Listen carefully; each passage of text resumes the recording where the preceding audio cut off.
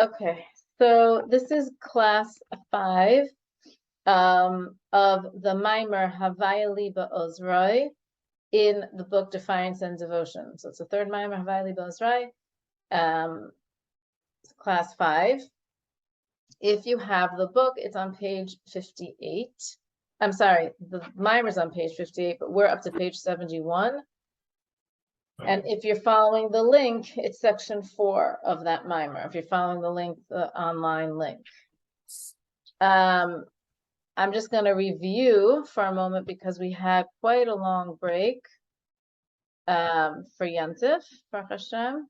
And I just want to review a little bit so that we can get into the mindset of the mimer again.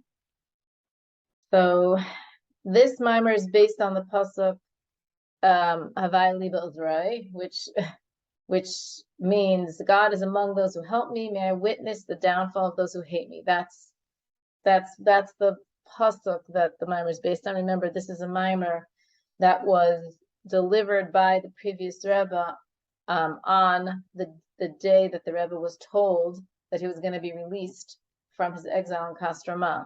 So it's a Thanksgiving mimer in a certain sense, and talks about how Hashem is among those who help me, right? So Hashem is among those who help me. May I witness the downfall of those who hate me. That's a quote from Tehillim from David HaMelech, which is David HaMelech figures greatly in this mimer. That this is a quote from David HaMelech. So there's a few questions which we have. The previous Rebbe has on the mimer.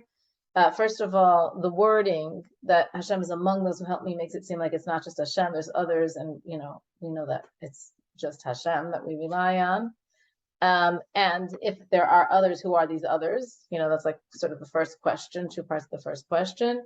The second question is really, why does David HaMelech say, may I witness the downfall of those who hate me? We could just say that they could have a change of heart and do tshuva, and David HaMelech himself says that in other places. And then the third question is, what's the connection between these 2 ideas, that Hashem is among those who help me and may I witness the downfall of my enemies? So that's the first section of the mimer. Those are the questions. And of course, we sort of seem to veer off to go into other discussions before we get back to this idea. And then the previous Rebbe quotes another famous quote from the Gemara, Habal Atar Masayinlo, that one who comes to purify himself is granted help, and asks 2 questions. That's also in plural. Is granted help is in plural. And we also say, well, it's just Hashem who helps. So what's going on?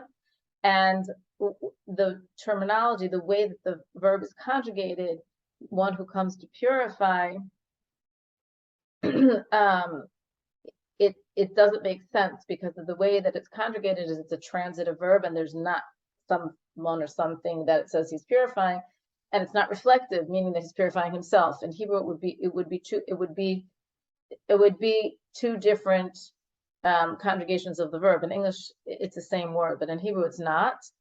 And the way that it's conjugated is transitive, but there's nothing that it's transitive to. And if it was talking about purifying oneself, it would have been conjugated differently. So we have a technical question: what is it trying to even say over here? And then within this, it talks about all of these things can be clarified by this idea that David HaMelech says, your statutes were sung to me when I dwelled in fear. And on the words of that quote from David HaMelech, it says, God exclaimed, David, you called them songs, and David was punished for this. So we have another question: why was he punished for this? Why was he punished for calling the Torah songs? So now we go into some of the ideas of the mimer that the mimer is building, and the first idea that the mimer builds is to explain what did David HaMelech mean when he says that your statutes are songs for me. There's talking about how precious Torah is, and that Hashem created the world through Torah, and the world exists through Torah. And then from there also develops this idea, Karban is also, bringing a carbon in the Beis HaMikdash also brings godly light and connects it to the world. And then obviously summarizing, right? There's a lot more details in each of these ideas, but then goes on to this concept that tefillin, putting on tefillin, the head and the hand tefillin, also brings godliness that's above the world into the world, and regenerates the light of creation. And then also all mitzvahs, not just tefillin, but every mitzvah also does that, brings this light of Hashem into the world. And then the Maimar goes into talking about all mitzvos. What does that mean? All mitzvos, that there's different kinds of mitzvos. There's chukim, mishpatim, eidos, the super rational, the rational, and the testimonials. And they each, accomplish this, and how we're supposed to serve Hashem in this way. And then it adds, not only should we serve Hashem and doing any mitzvah brings Hashem's light into the world, but all of our daily activities should also be done through the values of Torah, right? That whatever we're doing should be through the mindset of Torah, and that also accomplishes the service of Hashem. And how can we sort of make sure that our day-to-day activities are through the mindset of Torah? We have to learn what's called Previous Rebbe, the inner dimensions of Torah, to make sure that what we're doing is aligned with the values of Torah.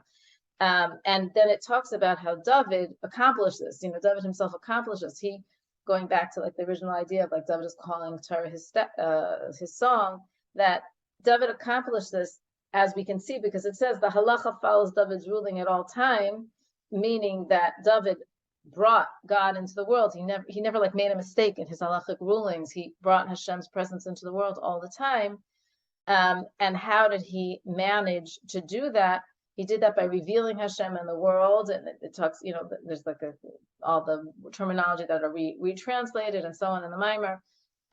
But that was because he learned what's called Pnimis Torah, the inner dimensions of Torah, and that's how David succeeded in being able to bring Hashem's light into the world through his Torah teaching, and so on. So that's kind of where we're up to. That's where we're up to. And now this next section, which is section 4, is going to be talking about that phrase where David says, "Your statutes are songs to me." Like, what was the context that he said that in? That we digressed into Torah, what Torah is, and mitzvos and everything else. Now we're going back to that idea that was on the top of page 62. If you have the book, of going back into that idea, like, where did David come up with this term? Now we're going to ask the question again, why was he punished? But we're not going to get to the answer until page 81. So don't expect the answer right now. This question is brought up a couple of times, and we don't get to the answer. Yeah. I don't recommend that you skim the pages and get to 81 to find the answer, though. If you want to, you can, but it's not my recommendation. Okay, anyhow, so on section 4, the top of page 71, again, if you're following the link, it's the beginning of section 4 of the Maimar.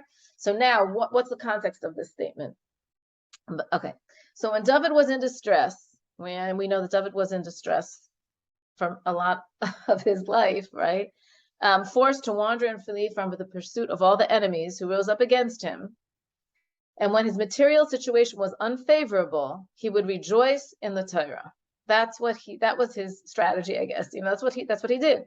The Torah can never be taken away from him. His relationship with Hashem can never be taken away from him. He was fleeing, and he had problems materially, but he rejoiced in the Torah.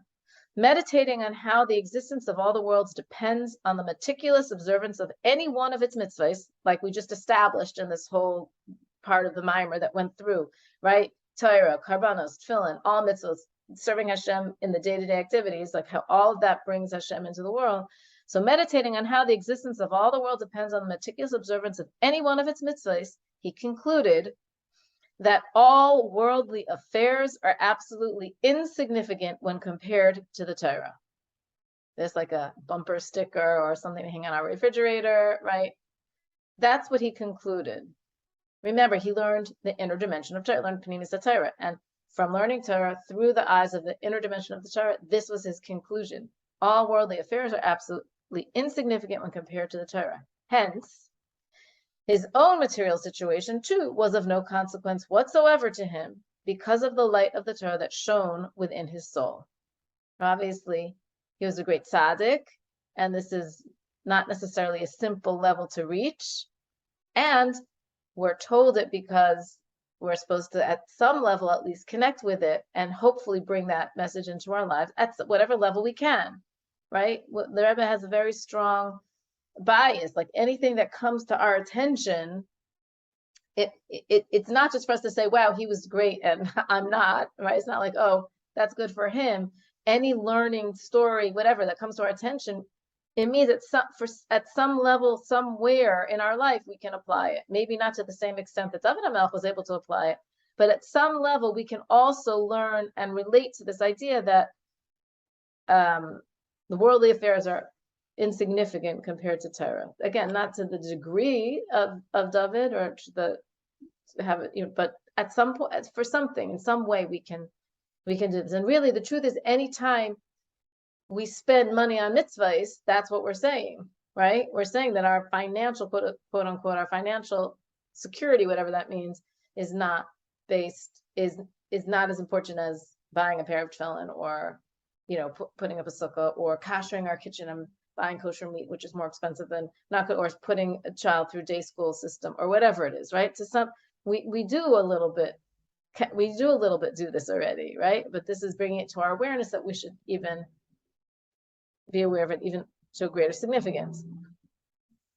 Indeed, the light of the panemius of the Torah brought him great joy. Again, that idea that it's the inner dimension of Torah that allows a person to relate to this and allows a person to feel the joy. In other words, he didn't feel like worldly affairs are absolutely insignificant when compared to Torah and was bitter about it or like pressed about it or stressed about it. It brought him great joy. And that's the teachings of the inner dimension of Torah.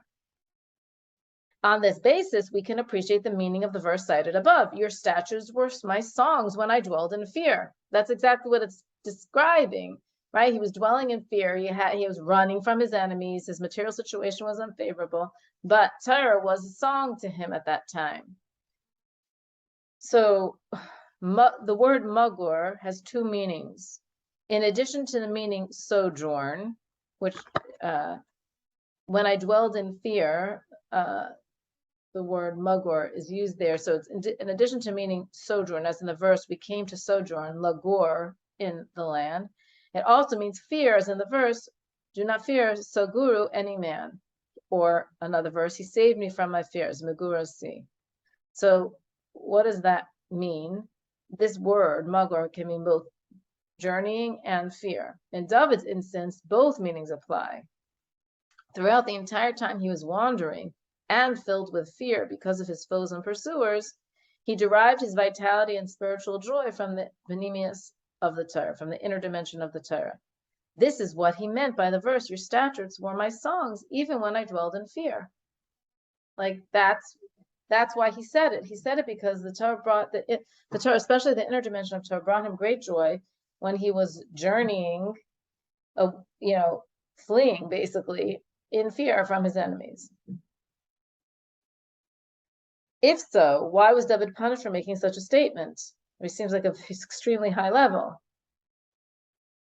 After all, it is explicitly written, the Torah is a tree of life for those who hold fast to it, and those who support it are happy. So why was he punished? He was chastised for it. Why would he be chastised for this idea of saying your statutes were my songs, even when I dwelled in fear? It seems like a very high level and actually something that we should all aspire to. So what's going on here? Okay, so now, as does happen often in my Marim, this concept can be understood by, and now we go into a whole idea, background, thoughts, whatever, and it doesn't mention this verse again for another few pages, right? But we're going to try to understand what other ideas that will help us answer the question. So this concept can be understood by means of our sages' interpretation of the verse. The blossoms can be seen in the land. The time of the singing bird has come, and the voice of the dove is heard in our land. It's kind of a beautiful, beautiful, poetic verse, right? From Shir. The blossoms can be seen in the land. The time of the singing bird has come, and the voice of the dove is heard in the land. So the Medrash Rabbah says on this, in other words, it's commenting on this verse. What does it say this verse is referring to? It's going to break up the three phrases of the verse. The first phrase, the blossoms can be seen in the land. What does that refer to? This alludes to Mordechai and his company and Ezra and his company, meaning the time of Purim, the miracles that happened in the time of Purim.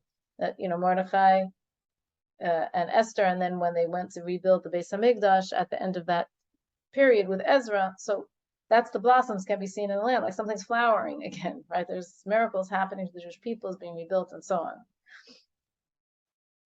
The time of the singing bird has come. What the second phrase, what is that referring to? The time has come for Israel to be redeemed.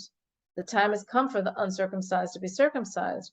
The time has come for the kingdom of heaven to be revealed. That's what the Medrash says this is referring to. So it's like the first redemption, I guess, the times of Purim, going back to rebuild the base of English, and now the time of the singing bird means Mashiach, the final redemption. The voice of the dove is heard in our land. What is that referring to? What voice is this? This is the voice of King Mashiach. So like that verse in Shir Hashem is referring to basically the redemption of Purim and the final redemption with Mashiach. From the interpretation by the Medrash, right? This is this verse that the Medrash is explaining. It is apparent that the root of Zmirais, because the singing bird has come, which refers to songs, right? The root of Zmiros translated in the verse concerning David as songs, because David Hamelch said,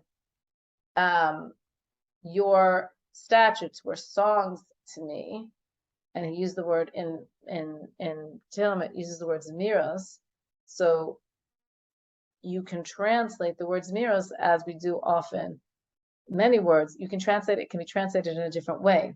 So from Zmiros, the word Zmiros has two meanings. From the interpretation by the Medrash, it's apparent that the root of Zmiros, translated above in the verse concerning David as songs, has two meanings. One, to cut off, as in the phrase, to cut off tyrants. Lizmar, like it means to prune, like to prune a tree, right? It's cutting something off. And B, to sing. That's another word that it means. How are these related? Doesn't seem like they have anything in common. So these two meanings are interrelated. Through the song of Torah study, we cut off tyrants, the evil forces of Klipa, which conceal divinity. Meaning, the songs of Torah learning act as pruning shears to cut away the negative forces. That's spiritual gardening, or spiritual. We spiritually garden through Torah learning. This process is indicated by the verse: the exaltation of God is in their throat, and a double-edged sword is in their hands. This is another verse. And what is this explaining? It is because the exaltation of God is in their throat that a double-edged sword is in their hand. Again, this idea that praising Hashem, first pasuk learning Torah cuts away the opposition. Singing to Hashem, words of praise, cuts away the opposition, the double-edged sword. For a double-edged sword is required to sever the nurture of the forces of evil. In other words, both of these verses are referring to this idea that through our Torah, well, really, David Hamelch's verse, we're explaining that that the cutting off, right? The Torah, this cutting off, the songs of Torah, which means the cutting off of Torah, helped him not dwell in fear, basically, right? Overcome his obstacles or whatever it is. But the second verse is even more specific because it says a double-edged sword is in their hand because the exaltation of God is in their throat, meaning Torah acts as this double-edged sword to cut off klipa. Now the mimer is going to explain, why do we need a double-edged sword? Why isn't a single-edged sword enough? Like, we're going deeper and deeper into this idea. So this new idea is sort of like being developed like a sub-idea of the second verse. To explain, the forces of evil derive their nurture in two ways. Now this is going to be a little esoteric. This whole concept of how do the forces of evil derive their sustenance from godliness, and it's basically going to be in two ways. And because it's in two ways, you need a double-edged sword to cut them off from their source of nurture, because there's two ways of nurture, and so there needs to be two sides to the sword to cut them off from their sources of nurture. So the forces of evil derive their nurture in two ways. A, from the transcendent spiritual light known as makif, or B, due to the multiplicity of tzimtzum. Okay, so this requires a little, I mean, it's going to explain it in the mimer as well, but just before we get into the words of the mimer that explain it, let's just review this idea.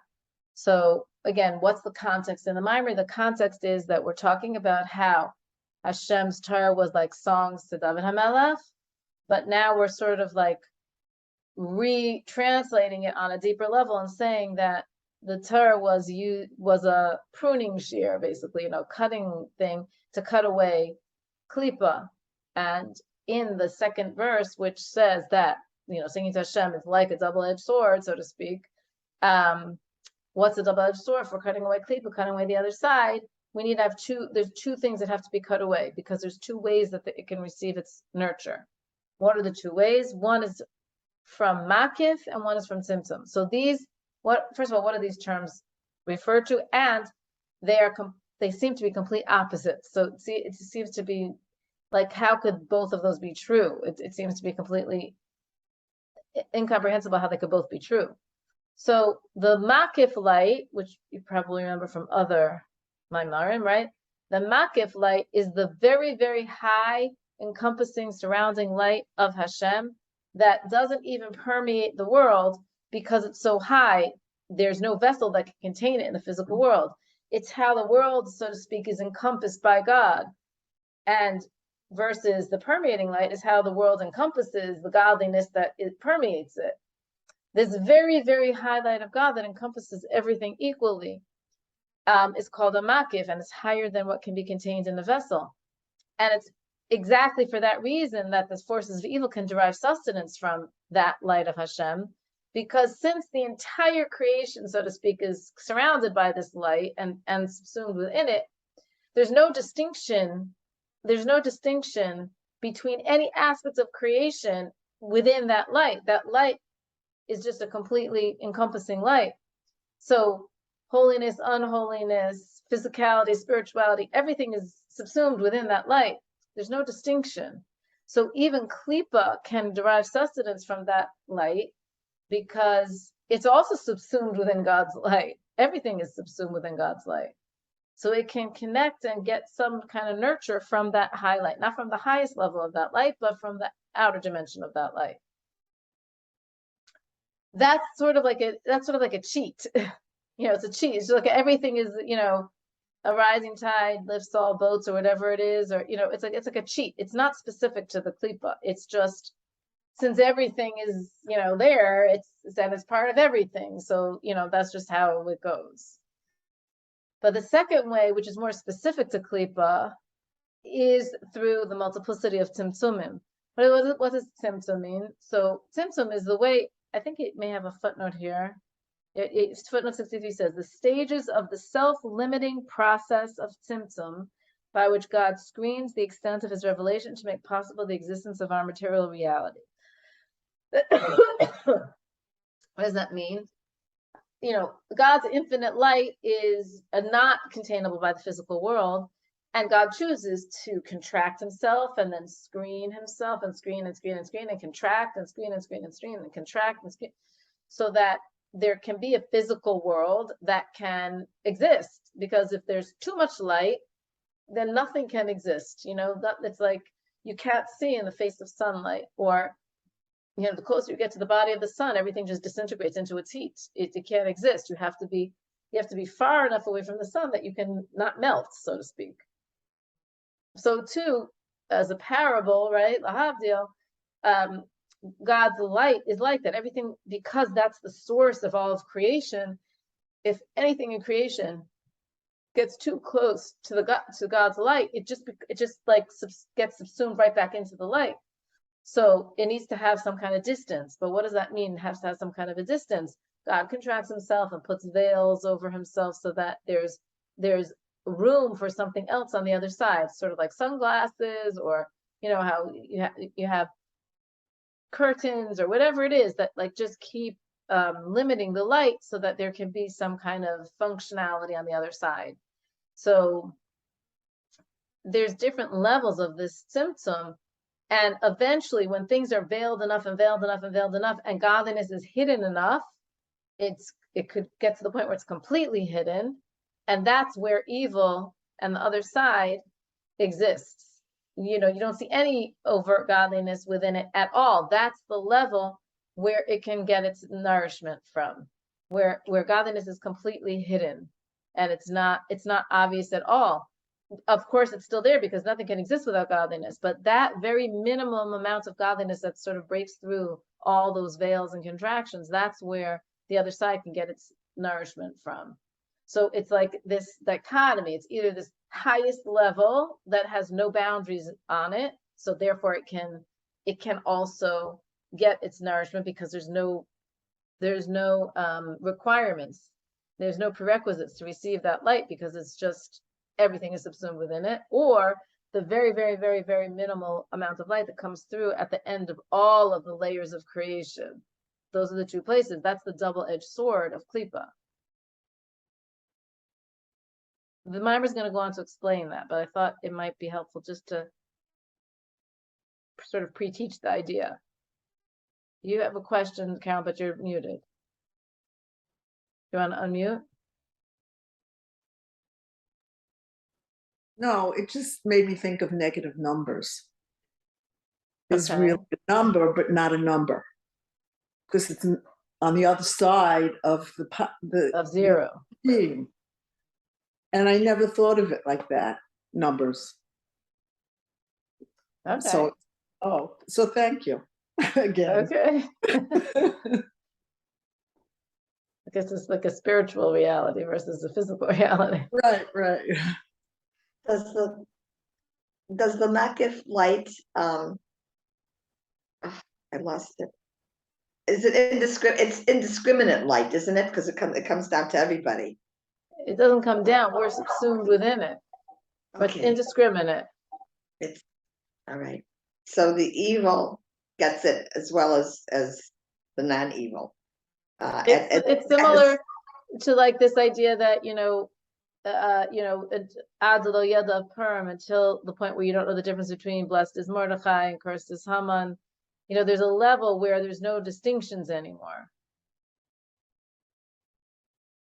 which is a level within God's makif level. There's no, because it's just a light that shines on everything. It's like also maybe similar to the idea it talks about how when Sarah gave birth to Yitzchak, it says the pipeline, that blessing was opened up for the world, and for her, so she could have Yitzchak. It was a physical impossibility for her to have Yitzchak, and then that pipeline was opened up, that blessing. And many women who were barren gave birth at that time. Why? Because this light came into the world.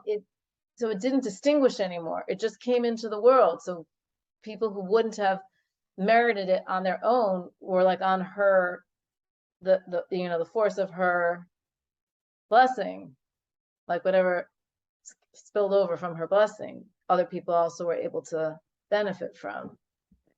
They grabbed onto her coattails. Yeah, exactly. Like that, right.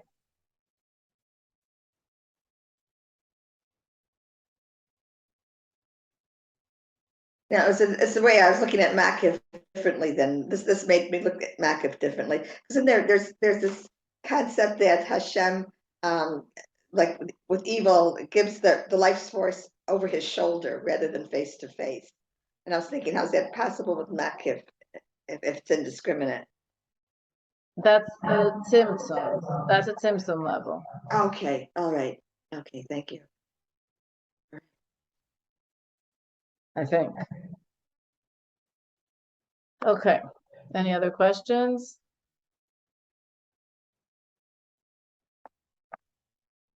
All right, let's go in to see how the mimer describes these two levels. Maybe that will also help clarify, because obviously it will be the words of the Rebbe, previous Rebbe. Okay, so as is known, the forces of Klippa and the Sitra Achra, as it says, means other side in Aramaic, so the side that opposes godliness, raise themselves aloft to receive nurture from the higher transcendent light called Makif HaElyon. As it is written, if you make your nest high, does an eagle, meaning as does an eagle, rather.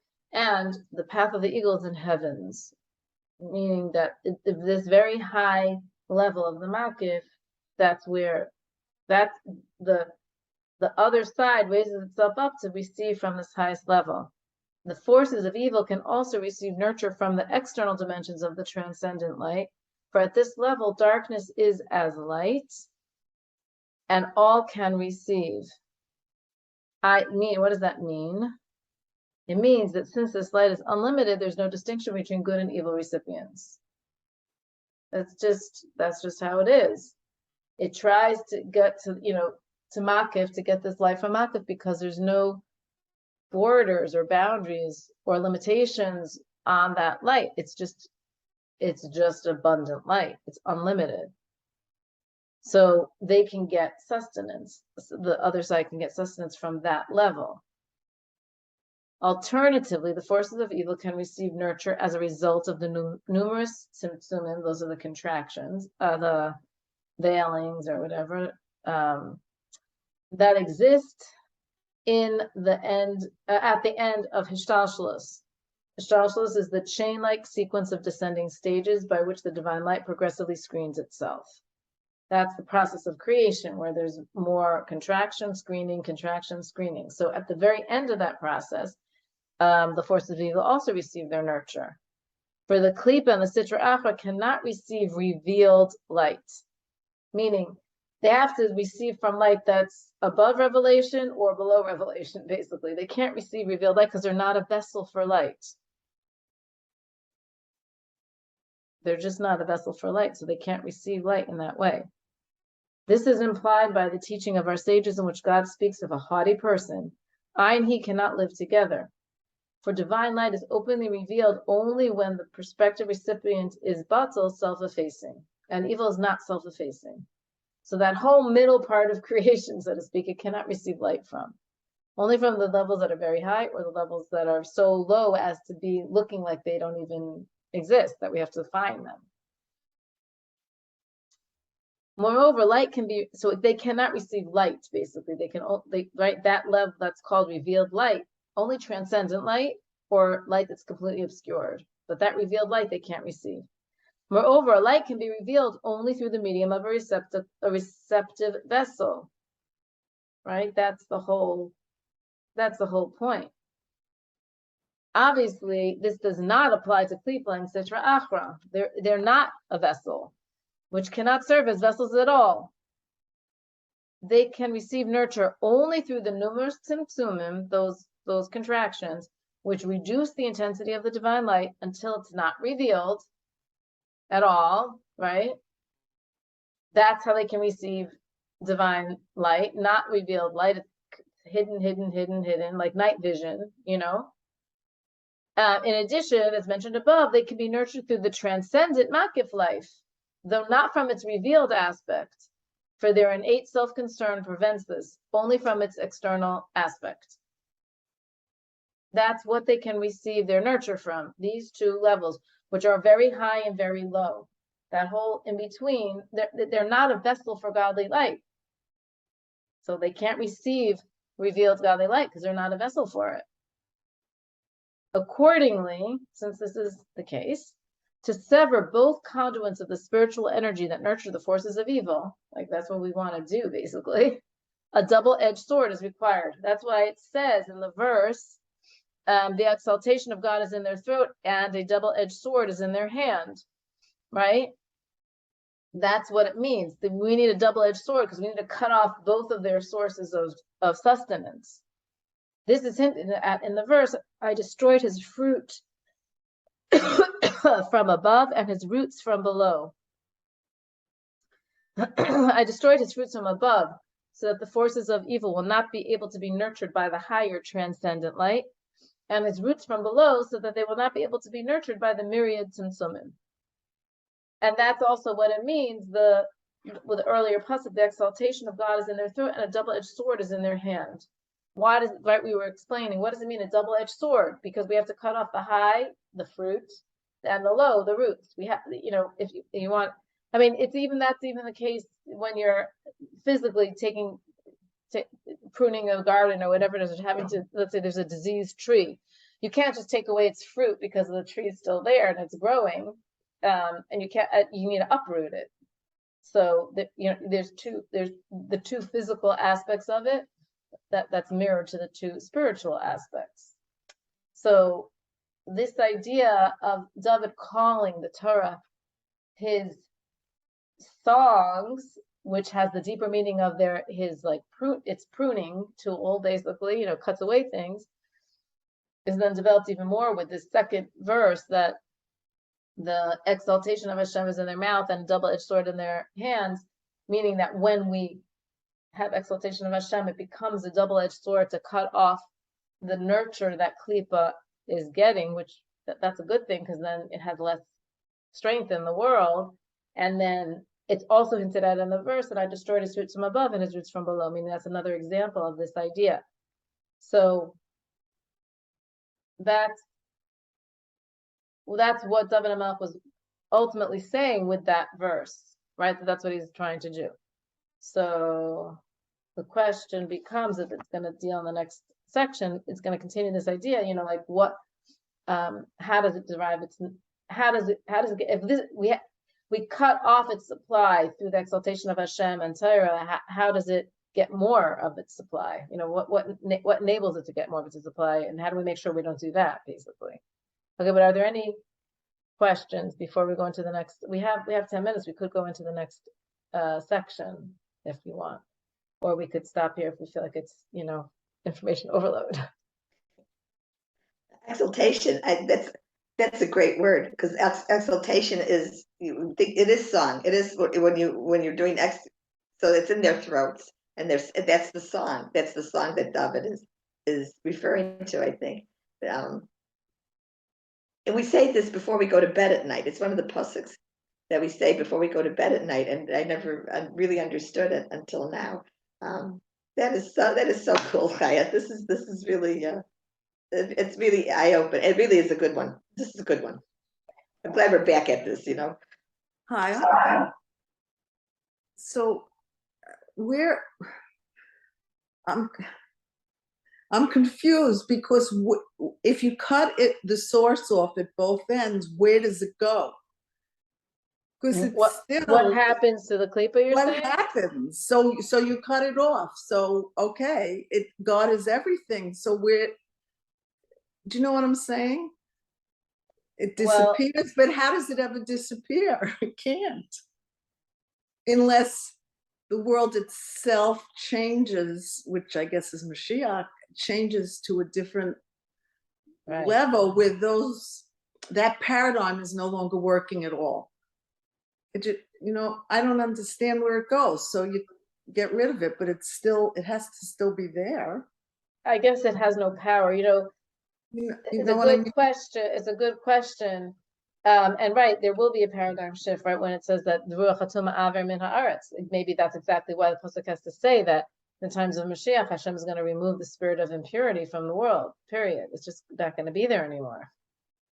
You know, with the revelation of Hashem, ultimately there will not be any impurity anymore, maybe because of that. In other words, that possibility won't exist anymore, because Hashem's going to be revealed. So only something that's going to be a vessel for that's going to be around. You know, it's an interesting way of looking at it. What you're saying. It sounds like we're in a constant war. It sounds like we're in a constant war with evil, because we are constantly need our double-edged sword, which is what Torah provides. And the war is not going to be over till it's over. But in the meantime, we are fighting the forces. I guess there's always going to be. It's interesting, which is why people get frustrated, I think. You know, among other reasons. Yeah. Right. But I don't know, like almost maybe we can imagine it. Like, I don't know if anybody here has ever read the Mitvos Man books. I highly recommend that you read children's books. I don't know, they're really the well done ones have a lot of very deep messages in them, like that they've What's the book, Chaya? So there are these mitvos man books. I mean, it's just like a silly thing, but this is, I could maybe be a visual help to understand this. There's books called mitvos man. Mitvos man teaches patience. I don't know, whatever. All these different, there's different examples, and basically the stories are. I mean, they're a little silly, but the stories are, two kids are, the kids are playing in the park, and one child sees another child with their new ball, and he really wants that ball, so he takes that ball to play with it and goes to another part of the park, so the kid doesn't know where his ball is, so he's crying, and so what happens in the story is like, mitvos man is it's almost like a fireman. The alarm goes off in his mitvos headquarters, or he gets a call on his radio like mitvos alert, and he like goes to the park to try to find.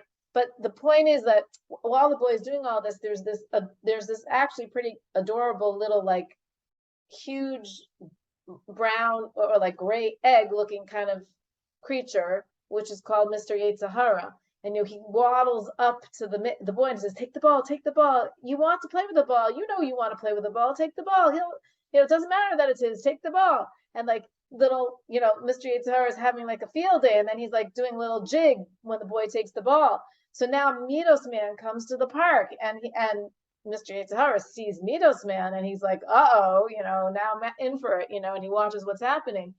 And mitvos man says, oh, I know you're a nice boy, and you really wanted to play with that ball, don't you? But look, he's crying over there, and it's his ball. What do you think you could have done if you wanted to play with it? That could have been different. Oh, I guess I could have asked him for a turn. I guess I could have asked him if we could play together.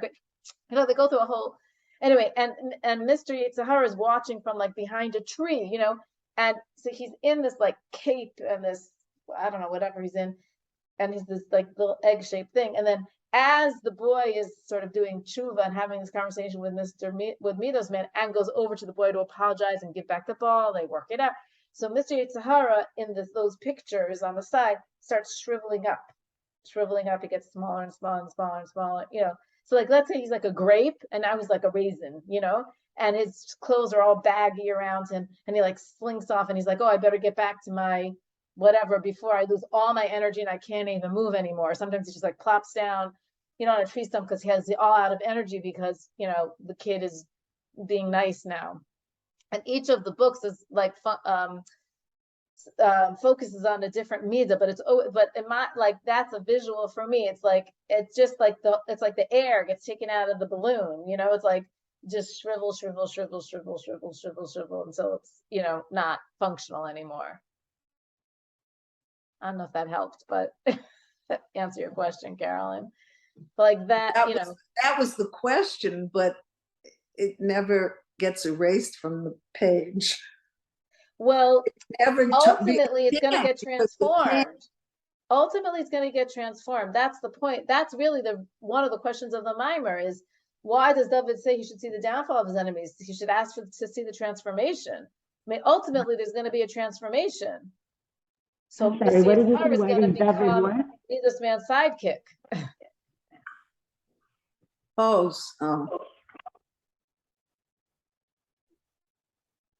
What did you say, Rachalaya? I said, what was that you said? That David said what? That led up to what your explanation is just now? That's one of the first questions of the mimers. Why does David say, may I let me see the downfall of my enemies? And the Rebbe says, what? The Previous Rebbe says, why does he ask for that? Why doesn't he say like the tshuva of my enemies, the transformation of my enemies? Why does he ask for to see the downfall of his enemies?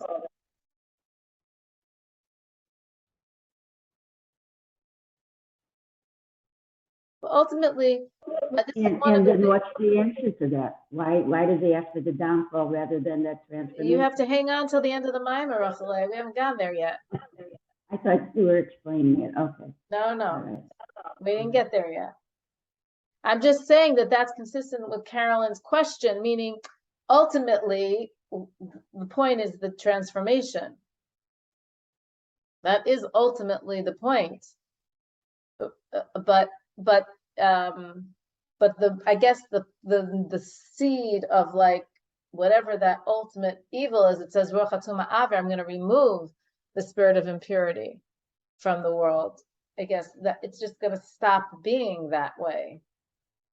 I don't know exactly sure how that works, but it's just gonna, it doesn't have, it's gonna shrivel up because it doesn't have any life force, like a plant that eventually just sort of dies and disintegrates. Like, so on the walk home from shul, one of the kids was saying, what happens to all these leaves? Like, what happens to them? Like, they're here and then they fall on the ground and then like, what happens to them?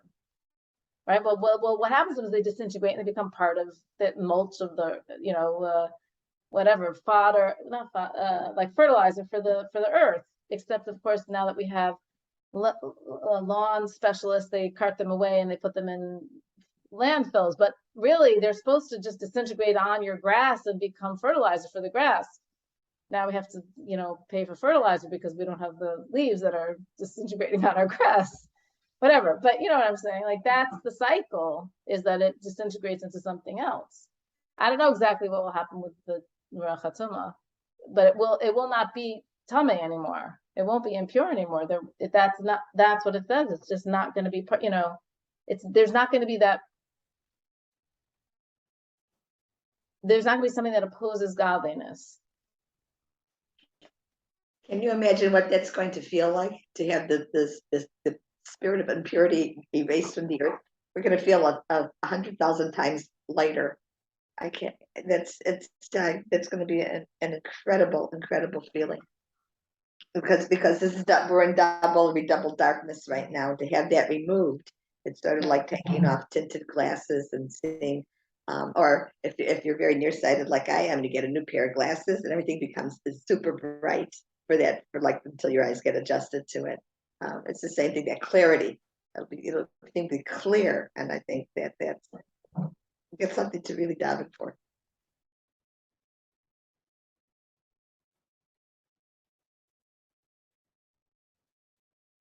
Yeah. I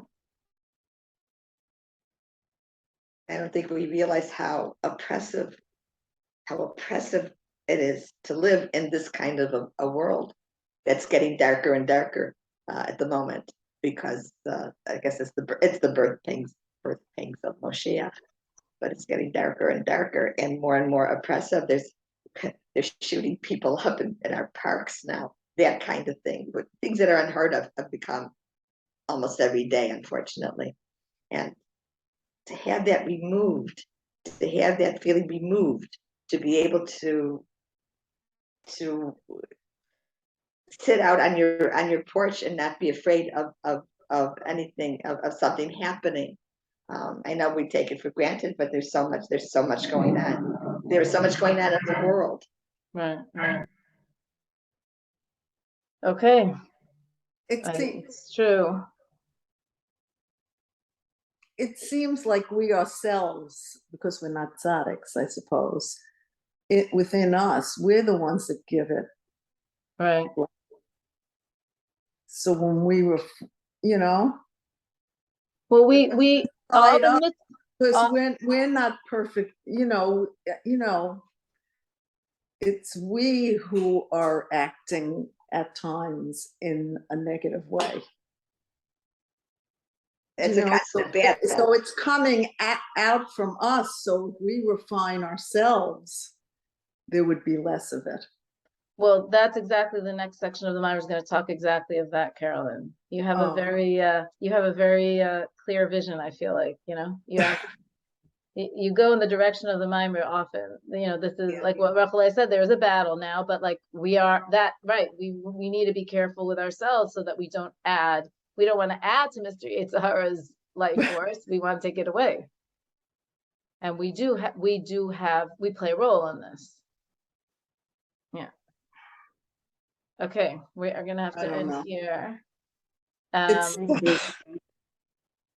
the good news is every time we make a good choice, we are taking away power from the Sitracha and we're bringing more light of God into the world. Like we said, Torah learning, Karbanos, Tefillin, all mitzvahs, anytime we do act in a godly way in our day-to-day life. All of those things bring more godliness into the world. That's all on the positive side. We have jurisdiction over that too. Like the Mimer was saying, right? So there's more positive. Mm-hmm. We need to stay focused on positive. We are light workers, as it says. We work with the light.